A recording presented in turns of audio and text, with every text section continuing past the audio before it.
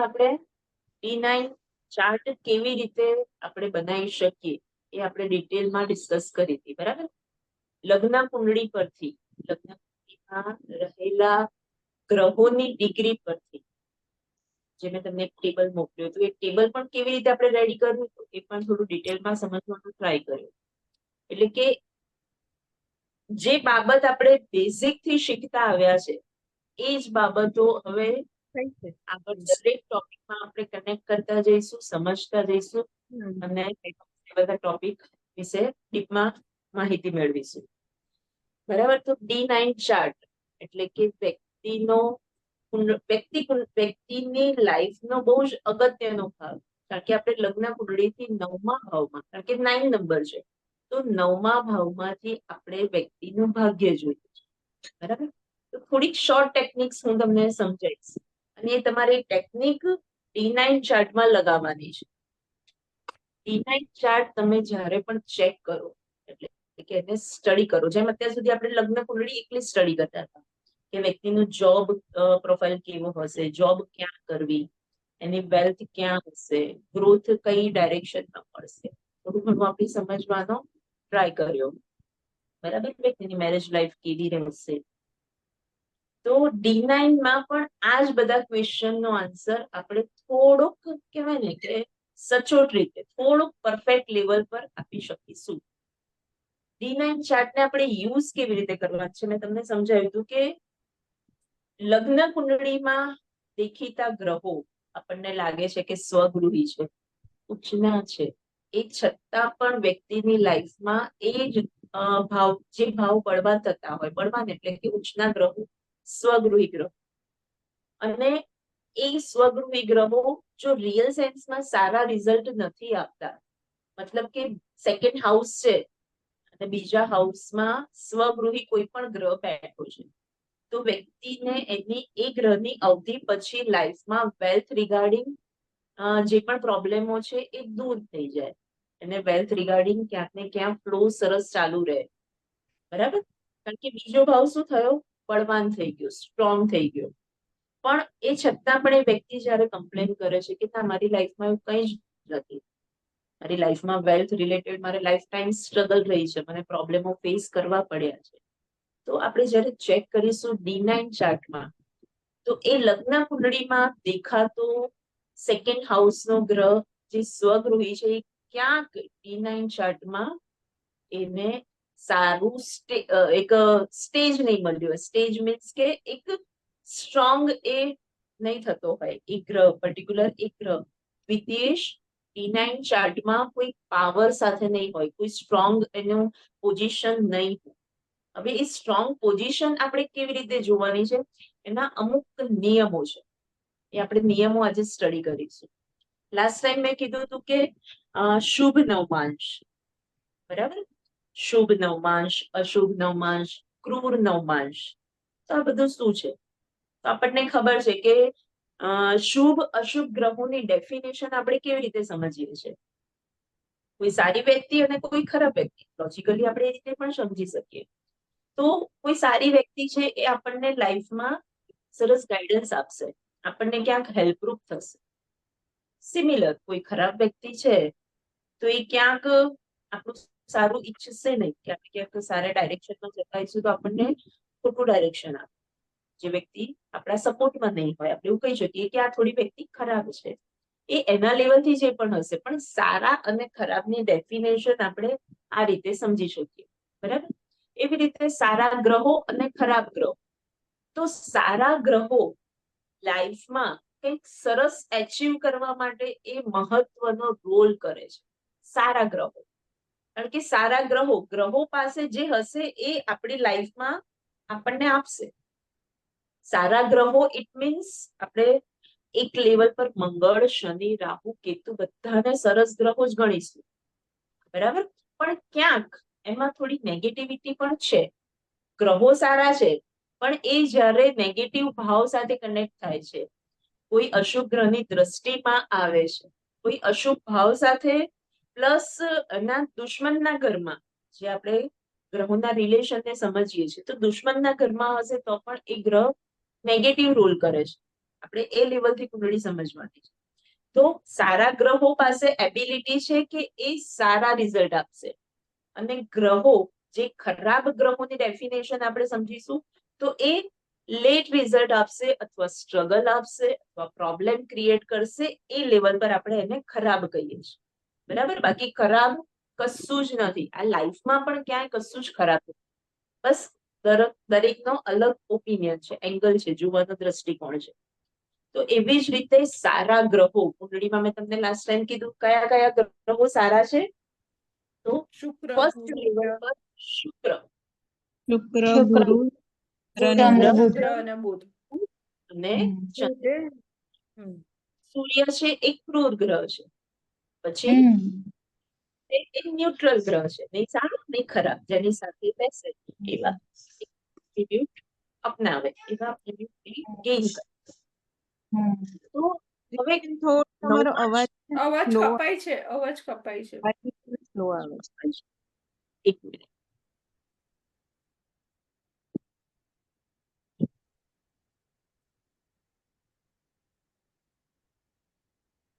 તો શુભ ગ્રહો અને અશુભ ગ્રહો અને એની રાશિ, બરાબર? એના વિશે આપણે લાસ્ટ ટાઈમ થોડીક વાત કરી હતી. હવે મેં તમને એક્ઝામ્પલ આપ્યું કે સેકન્ડ હાઉસ દ્વિતીયેશ જો સ્વગૃહી છે પણ નવમાંશમાં એને પોઝિશન સારી નથી મળી, એટલે કે એ ત્યાં પાવર નથી મેળવતો, ગ્રહ પાવર નથી મેળવતો. એ આપણે ચેક કેવી રીતે કરવાનું, એટલે કે D9 ચાર્ટ આપણે ચેક કેવી રીતે કરીશું, સ્ટડી કેવી રીતે કરીશું. તો અહીંયા શુભ ગ્રહોની વાત કરી અને D9 ચાર્ટ સમજવાની વાત કરી. તો કોઈ પણ ગ્રહ, હું તમને હજુ આ ડિટેલ્સમાં નેક્સ્ટ ટાઈમ બધું જ લખાઈશ. અત્યારે ખાલી તમે ફોકસ કરો અને સમજવાનો ટ્રાય કરો. આજે હું જે બોલું છું એ તમે સમજો, પછી નેક્સ્ટ ટાઈમ મારી પાસે બધું જ શોર્ટમાં લખેલું છે એ હું તમને લખાઈશ. એટલે કે જ્યારે તમે આગળ પ્રેક્ટિસ કરો અને એ એપ્લાય કરશો તો તમારા માટે થોડું સ્ટડી મટીરિયલ યુઝફુલ રહેશે. અત્યારે ખાલી તમે સાંભળો. તો કોઈ પણ ગ્રહ, ધ્યાનથી સાંભળજો, કોઈ પણ ગ્રહ લગ્ન કુંડળીમાં સારી પોઝિશનમાં છે અને નવમાંશ કુંડળીમાં પણ સારી પોઝિશનમાં છે, એટલે કે સારો પાવર મેળવે છે, તો એ ગ્રહ લાઈફમાં બહુ જ સરસ રિઝલ્ટ આપશે. બરાબર? હવે કોઈ ગ્રહ, એટલે કે ગ્રહ પાસે બળ નથી, ક્યાં? લગ્ન કુંડળીમાં પણ બળ નથી અને નવમાંશ કુંડળીમાં પણ આપણે જોઈએ છે, ચેક કરીએ છીએ કે એ ગ્રહ પાસે બળ નથી. તો એ સમયે એ વ્યક્તિની લાઈફમાં દરેક રીતે સ્ટ્રગલ ને દરેક રીતે પ્રોબ્લેમ ફેસ કરવાના આવશે. હવે થોડુંક અલગ, સારો કુંડળીમાં અને નવમાંશમાં તો એક્સેલન્ટ રિઝલ્ટ, લગ્ન કુંડળીમાં ખરાબ અને નવમાંશમાં તો life time struggle, life time problem. હવે લગ્ન કુંડળીમાં ગ્રહ સારો છે પણ નવમાંશ કુંડળીમાં સારો નથી, તો પણ લાઈફ ટાઈમ પ્રોબ્લેમ રહેશે. બરાબર?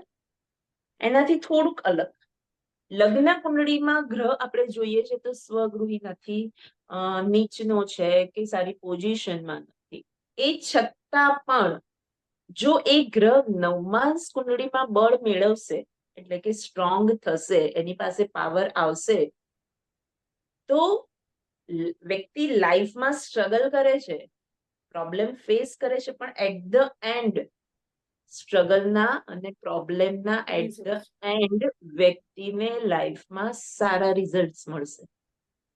બરાબર? હવે આ સારા રિઝલ્ટ પ્રોબ્લેમ સાથેના, એટલે કે લગ્ન કુંડળીમાં ગ્રહ પાસે બળ નથી પણ નવમાંશમાં બળ છે, તો લાઈફ ટાઈમ વ્યક્તિને આગળ જતા સ્ટ્રગલ પછી એને લાઈફ થોડી ઈઝી થશે. આપણે કહીએ છીએ ને કે લાઈફમાં પ્રોબ્લેમ હોવો એ પ્રોબ્લેમ નથી, દરેકની લાઈફ અપડાઉન સાથે, પ્રોબ્લેમ સાથે, સ્ટ્રગલ સાથેની જ હોય. કોઈ પણ વ્યક્તિ છે, XYZ કોઈ પણ વ્યક્તિ, પર્સનલ લેવલ પર યા પ્રોફેશનલ લેવલ પર, કોઈની પણ લાઈફ આમ સ્મૂથ નથી. કદાચ આપણે દૂરથી દેખતા હોય આપણને સ્મૂથ લાગે પણ રિયલ સેન્સમાં એ ના હોઈ શકે. બરાબર? કારણ કે એટલો એક્સપિરિયન્સ આપણને લાઈફનો થઈ ગયો છે. તો લાઈફમાં પ્રોબ્લેમ આવે છે, સ્ટ્રગલ આવે છે, પણ એ છતાં જો આપણને ફેવર નથી મળતી એટ ધ એન્ડ, આપણે એટ ધ એન્ડ પણ સ્ટ્રગલમાં જ છીએ, તો એ લાઈફનો બહુ જ ખરાબ ભાગ કહેવાય. બરાબર ને? તો આપણે એ સ્ટડી કરવાનું છે ને એ રીતે વ્યક્તિને લાઈફમાં એને પ્રોપર ગાઈડન્સ, પ્રોપર સજેશન આપવાનું. તો હવે D9 ચાર્ટ સ્ટડી કરવા માટે ના અમુક નિયમો છે. મેં તમને કીધું કે શુભ નવમાંશ એટલે કે શુભ રાશિમાં કોઈ ગ્રહ બેસશે. મતલબ આપણે તત્વ પ્રમાણે પણ જોઈશું અને શુભ નવમાંશ પ્રમાણે પણ જોઈશું. તો કોઈ પણ ગ્રહ જ્યારે શુભ રાશિમાં આવશે, શુભ રાશિ મેં તમને કીધું કઈ કઈ રાશિ છે? 2 નંબર, 12 નંબર શુભ રાશિ છે. બરાબર? આ શુક્રની રાશિ છે અને આ ગુરુની રાશિ છે. તો કોઈ પણ ગ્રહ જ્યારે નવમાંશ કુંડળીમાં વૃષભ રાશિમાં કે મીન રાશિમાં હોય તો એ ગ્રહ પુષ્કર નવમાંશમાં છે એવું કહેવાશે. હું તમને લખાઈશ, તમે લખવાનું એ ના કરતા, નેક્સ્ટ ટાઈમ હું તમને ડિટેલમાં સરસ લખાઈશ. બરાબર? તો આ રાશિઓ કેવી છે? શુભ રાશિ છે, શુભ ગ્રહનું ઘર છે. બરાબર? આપણે શુભ ગ્રહનું ઘર કહીશું. પણ અહીંયા પણ થોડા ટર્મ્સ એન્ડ કન્ડિશન આપણે જોઈશું. શેના માટે? ગ્રહના બળને જોવા, મતલબ કે પુષ્કર નવમાંશ.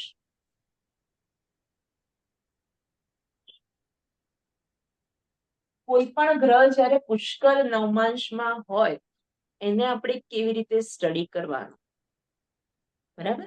તો આ D9 ચાર્ટની વાત છે. પણ અહીંયા ટર્મ્સ એન્ડ કન્ડિશન આવશે કે વૃષભ નવમાંશ અને મીન નવમાંશમાં કઈ રાશિના ગ્રહો હોય તો એ ઉચ્ચના અને સ્વગૃહી કહેવાશે. યાદ છે? સોરી, પુષ્કર નવમાંશમાં કહેવાશે. કોઈને યાદ છે? સોરી, નહીં ખબર હોય? જી મેડમ, હું કહું. યસ, બોલો.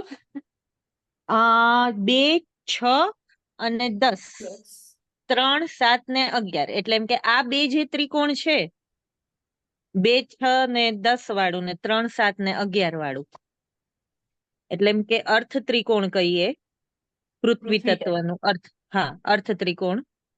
અને 3, 7, 11 વાળું વાયુ તત્વ. યસ. હા.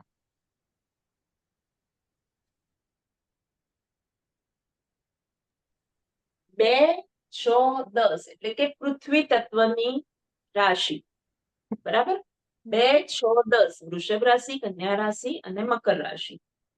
એવી જ રીતે વાયુ તત્વની 3 રાશિ, મિથુન રાશિ, તુલા રાશિ અને કુંભ રાશિ. તમે કોઈ પણ ગ્રહ આ રાશિમાં જુઓ છો, ક્યાં?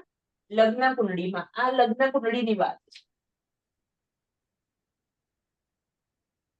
લગ્ન કુંડળીમાં કોઈ પણ ગ્રહ જ્યારે પૃથ્વી તત્વમાં હશે કે વાયુ તત્વમાં હશે, અને જો એ ગ્રહ પર્ટિક્યુલર એ જ ગ્રહ, જે આટલી વાત કરી છે એ જ ગ્રહ જ્યારે 2 નંબર એટલે કે વૃષભ રાશિ અને મીન રાશિમાં હોય, મીન નવમાંશ, આપણે નવમાંશ બોલીશું. જ્યારે પણ D9 ચાર્ટ ચેક કરીશું ત્યારે વૃષભ નવમાંશ અને મીન નવમાંશ એવું બોલીશું. તો પૃથ્વી તત્વમાં રહેલો કોઈ પણ ગ્રહ અને વાયુ તત્વમાં રહેલો કોઈ પણ ગ્રહ જો D9 ચાર્ટમાં વૃષભ નવમાંશમાં અધર મીન નવમાંશમાં છે તો એ ગ્રહ પુષ્કર નવમાંશમાં છે, આપણે એવું સમજીશું. પુષ્કર નવમાંશ, મેં તમને હમણાં કીધું પુષ્કર નવમાંશ. બરાબર? તો પુષ્કર નવમાંશ શું છે? પુષ્કર એટલે બ્રહ્માજીનું બીજું નામ છે. એટલે કે આપણને ખબર છે બ્રહ્માંડ, આપણે જે પણ એસ્ટ્રોલોજી શીખી રહ્યા છે, એસ્ટ્રોનોમી સાથે બ્રહ્માંડ સાથે બ્રહ્માંડના રચયિતા બ્રહ્મા વિષ્ણુ છે. બરાબર? તો એ બ્રહ્માનું બીજું નામ પુષ્કર છે. મતલબ કે એના એરિયામાં આવી ગયો. કોણ? એ ગ્રહ, જે ગ્રહને આપણે એક હાઈ લેવલ પર સમજવાનું છે. એ ગ્રહ પાસે સ્ટ્રેન્થ વધી જશે, એકદમ સારા રિઝલ્ટ આપશે લાઈફના. મેં જે તમને કીધું ને, સ્ટ્રગલ પછીના જે રિઝલ્ટ મળશે, જે બેનિફિટ્સ મળશે, જો એ ગ્રહ પુષ્કર નવમાંશમાં હશે. તો આપણે આ ચેક કરવાનું છે D9 ચાર્ટ. તો કોઈ પણ ગ્રહ જયારે પૃથ્વી તત્વમાં છે, વાયુ તત્વમાં, ત્યારે આપણે જયારે લગ્ન કુંડળી ચેક કરીએ છીએ, અને કોઈ પણ ગ્રહ 2, 6, 10 કે 3, 7, 11 માં હોય, અને પર્ટિક્યુલર એ જ ગ્રહ જો વૃષભ નવમાંશ કે મીન નવમાંશમાં હશે, તો એ ગ્રહ પુષ્કર નવમાંશમાં છે એવું કહેવાશે. આપણે એક્ઝામ્પલ જોઈશું, સ્ટડી કરીશું, સમજીશું. બરાબર? અત્યારે તમને હું સમજાવું છું, એ તમે સમજવાનો ટ્રાય કરો. પુષ્કર નવમાંશ એટલે શું કે એકદમ એ ગ્રહની સ્ટ્રેન્થ વધી જશે, પાવર વધી જશે, અતિથી પણ વધારે. યસ, બરાબર. તો હવે આપણે આ બે તત્વની વાત કરી, તો હવે બીજા તત્વની વાત કરીએ, એટલે કે અગ્નિ તત્વ. અગ્નિ તત્વમાં શું કન્ડિશન આવશે? અગ્નિ તત્વની રાશિ કઈ? 1, 5, 9. 1, 5, 9. મેષ રાશિ, સિંહ રાશિ અને ધન રાશિ. હવે પર્ટિક્યુલર અગ્નિ તત્વમાં કોઈ ગ્રહ છે, અગ્નિ તત્વમાં એટલે કે લગ્ન કુંડળીમાં આપણે કુંડળી સ્ટડી કરીએ છીએ, અને કોઈ ગ્રહ આપણને અગ્નિ તત્વ રાશિમાં જોવા મળે છે, અને જો એ ગ્રહ તુલા નવમાંશ, 7 ને 9 અને ધનુ 9 નવમાંશ. નંબર એ ગુરુની રાશિ છે, આ શુક્રની રાશિ, એટલે કે ધન નવમાંશ. ટર્મ્સ એન્ડ કન્ડિશન છે, જો એ ગ્રહ તુલા નવમાંશ કે ધન નવમાંશમાં હશે, તો એ ગ્રહ પુષ્કર નવમાંશમાં કહેવાશે, એટલે કે એની સ્ટ્રેન્થ વધી જશે, એનો પાવર વધી જશે. બરાબર? ટર્મ્સ એન્ડ કન્ડિશન છે. જો અગ્નિ તત્વની આ જ રાશિમાં ગ્રહ છે, અને એ ગ્રહ એટલે કે લગ્ન કુંડળીમાં કોઈ ગ્રહ 1, 5, 9 માં છે, અને જો એ જ ગ્રહ તુલા નવમાંશ કે ધન નવમાંશમાં હશે, તો એ ગ્રહ પુષ્કર નવમાંશમાં કહેવાશે. બરાબર? હવે નેક્સ્ટ કયું તત્વ રહ્યું?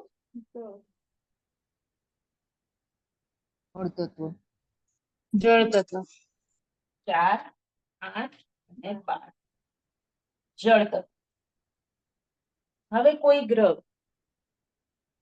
જળ તત્વની રાશિ એટલે કે લગ્ન કુંડળીમાં કોઈ ગ્રહ કર્ક રાશિમાં, વૃશ્ચિક રાશિમાં કે મીન રાશિમાં હોય, અને જો એ ગ્રહ નવમાંશ કુંડળીમાં D9 ચાર્ટમાં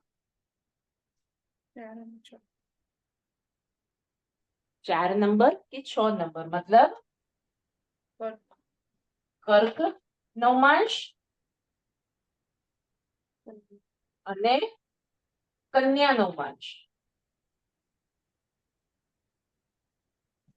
કર્ક નવમાંશ અને કન્યા નવમાંશમાં હોય, ટર્મ્સ એન્ડ કન્ડિશન યાદ રાખજો, તો જ એ એપ્લાય થશે, અધર નહીં. બરાબર? 4, 8, 12 માં કોઈ ગ્રહ છે, અને એ ગ્રહ જો 4 અને 6 રાશિમાં એટલે કે કર્ક નવમાંશ કે કન્યા નવમાંશમાં હોય, તો એ ગ્રહ પુષ્કર નવમાંશમાં છે એમ કહેવાશે. જો અને રિદ્ધિબેન, તો કન્યા બોલો. રાશિ, કન્યા રાશિની લગ્ન કુંડળીમાં રાશિમાં હોય ત્યારે કે પછી ભાવમાં હોય ત્યારે? 4, 8, રાશિ 12 રાશિ રાશિ ને? કમ્પલસરી રાશિની જ વાત. ઓકે. બરાબર?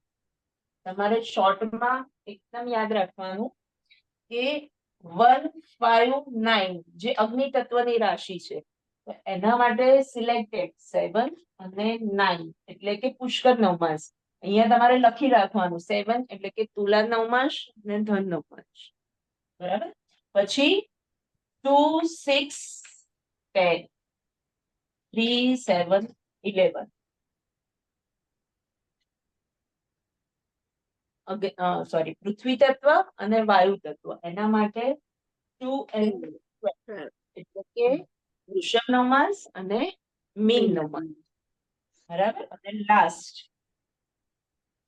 જળ તત્વ. એના માટે કમ્પલસરી 4 અને 6. 4 અને 6.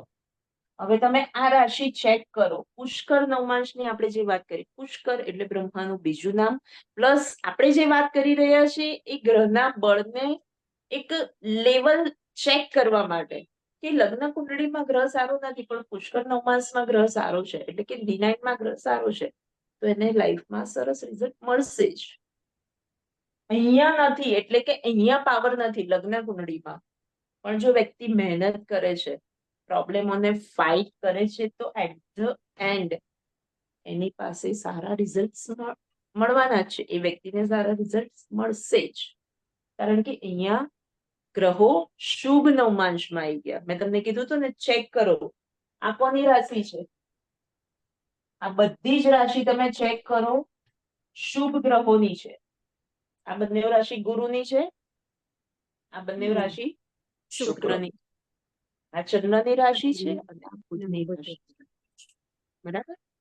એટલે કોઈ પણ ગ્રહ જ્યારે સ્ટ્રગલ કરાવશે પણ એટ ધ એન્ડ એ વ્યક્તિને રિઝલ્ટ સારું મળશે.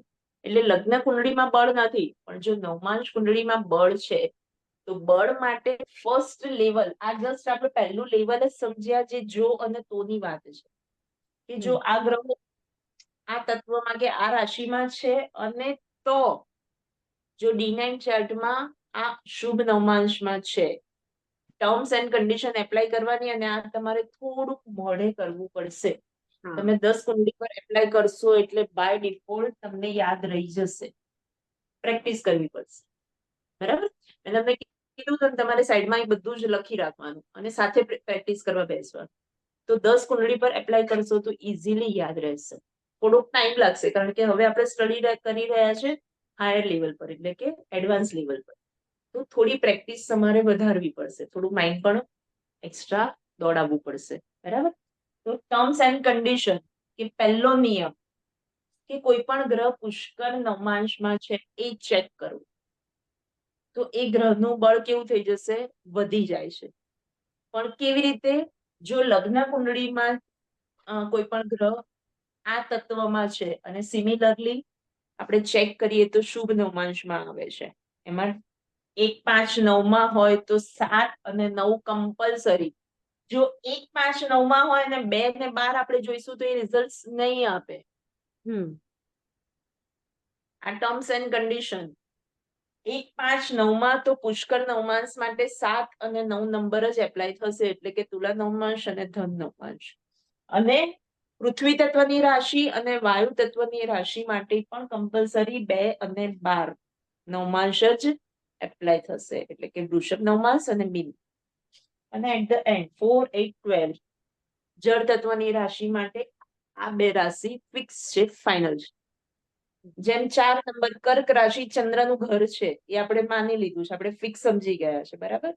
તો એવી જ રીતે આ ટર્મ્સ એન્ડ કન્ડિશન છે જે તમારે યાદ રાખવાના છે. તો 1, 5, 9 માં કોઈ ગ્રહ હોય અને આપણે એપ્લાય કરીએ કે 4 અને 6 માં તો સારા રિઝલ્ટ મળશે, તો ના મળે. યસ, ખરાબ પણ નહીં મળે, એટલી ગેરંટી કે ખરાબ પણ નહીં મળે. કેમ? કારણ કે અહીંયા ગ્રહ શુભ નવમાંશમાં આવી ગયો. ગ્રહ પાસે એટલે કે ગ્રહની એરિયા, આ જે ગ્રહની રાશિ છે એને આપણે શું કહીએ છીએ? એની જગ્યા છે. કોઈ સારી વ્યક્તિનું ઘર છે ને કોઈ ખરાબ વ્યક્તિનું ઘર છે, તો એને સારા રિઝલ્ટ મળશે. પણ જે આપણે હાઈ લેવલના અને એક્સ્ટ્રીમ લેવલના વિચારીએ, અત્યારે આ પુષ્કર નવમાંશ આપણે એના માટે વાત કરી રહ્યા છીએ, એક્સ્ટ્રીમ લેવલના સારા રિઝલ્ટ. બરાબર? તો હજુ તો ફર્સ્ટ આપણે વાત કરી કે પુષ્કર નવમાંશ આપણે નવમાંશ કુંડળી પરથી કેવી રીતે ચેક કરવાનો. કે ફર્સ્ટ કે કોઈ ગ્રહ આપણે ચેક કરવાનો કે એ પુષ્કર નવમાંશમાં છે કે નહીં, જ્યારે પણ આપણે D9 ચાર્ટ સ્ટડી કરીએ ત્યારે. બરાબર? આટલું ક્લિયર? પછી હવે સેકન્ડ નિયમની હું વાત કરું. એટલે એક એક્ઝામ્પલ તરીકે પૂછી શકું? હા, બોલો. હવે મારા લગ્ન કુંડળીમાં જેમ કે શુક્ર 7મી રાશિમાં છે અને નવમાંશ કુંડળીમાં 2nd નંબરની રાશિમાં છે, વૃષભમાં. તો આના હિસાબથી પુષ્કર નવમાંશમાં કહેવાય ને? યસ, એટલે જ તો ઓકે. તમે કેનેડા જઈને બેઠા છો. તમારી લાઈફમાં વેલ્થ ફ્લો સરસ હોય. શુક્ર બરાબર. વેલ્થ નો ગ્રહ છે, બરાબર. હા. લાઈફમાં લક્ઝરિયસ સરસ હોય, કમ્ફર્ટ્સ લાઈફના સરસ મળે. રાઈટ. અને એની સાથે બીજો નિયમ કે જ્યારે એવું લાગે કે બેંક બેલેન્સ હવે બહુ જ વધી ગયું છે, તો મારી ડિટેલ્સ હું તમને આપી દઈશ, તમારે ટ્રાન્સફર કરી આપજો. Sure sure. Thank you.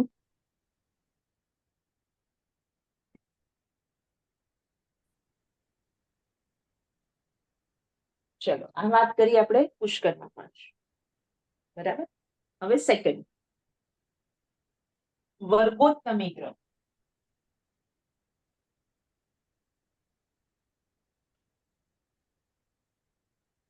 વર્ગોત્તમી ગ્રહની definition શું, પહેલા આપણે એ સમજીએ. વર્ગોત્તમી ગ્રહ તો કોઈ પણ ગ્રહ જ્યારે લગ્ન કુંડળીમાં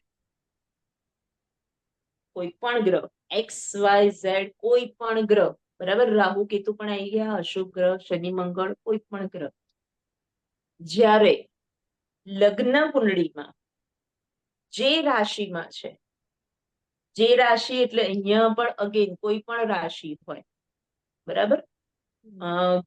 ગ્રહ પોતાની રાશિમાં હોય કે બીજા કોઈ રાશિમાં હોય, કોઈ પણ રાશિમાં હોય, અને જો એ ગ્રહ નવમાંશ ચાર્ટમાં, D9 ચાર્ટમાં પણ એ જ રાશિમાં જોવા મળે, તો એ ગ્રહ કેવો થયો?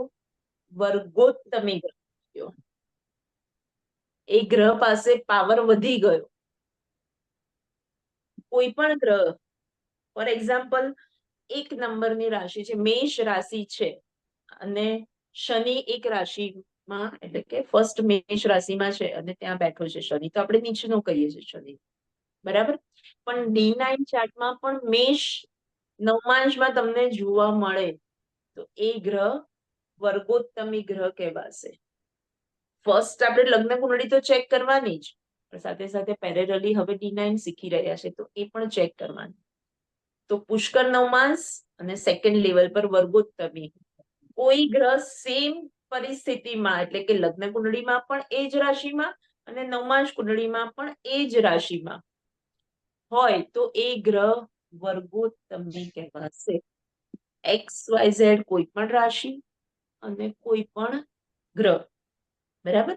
કોઈ પણ ગ્રહ સિમિલર સેમ રાશિમાં તમને D9 માં પણ જોવા મળે, તો એ ગ્રહ વર્ગોત્તમી થઈ ગયો. એ ગ્રહ પાસે પાવર વધી જશે, સ્ટ્રેન્થ વધી જશે. કેવી પાવર, કેવું સ્ટ્રેન્થ? સારા રિઝલ્ટ આપવાનું. અને થોડુંક જો ખરાબ ગ્રહ, ખરાબ પોઝિશન હશે, તો થોડા ઘણા ખરાબ રિઝલ્ટ પણ વધી જશે, પ્રોબ્લેમો પણ વધી જશે. એ આપણે પ્રેક્ટિસથી ચેક કરીશું. પણ વર્ગોત્તમી ગ્રહની ડેફિનેશન કે લગ્ન કુંડળીમાં પણ એ રાશિમાં અને નવમાંશ કુંડળીમાં પણ સેમ રાશિમાં, એટલે કે જ્યાં લગ્ન કુંડળીમાં બેઠો છે એ જ